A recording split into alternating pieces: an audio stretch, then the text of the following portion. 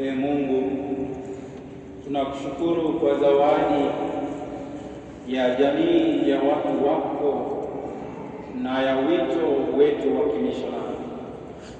Tunakutukuza kwa ajili ya moyo safi wa mwanao Yesu, chemchemi ya huruma na neema. Wakati tunapojivunia Ukristo wetu, uwashe ndani yetu moto wa pendo lako.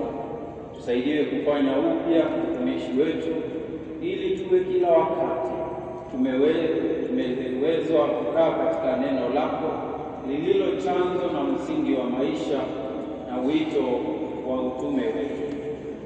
Upendo wako usio na mipaka utufanye sote kuwa wanafunzi wa mishonari wanaobadili ulimwengu kwa kueneza ufalme wako wa amani na uaminifu na uwiano katika pande zote za dunia.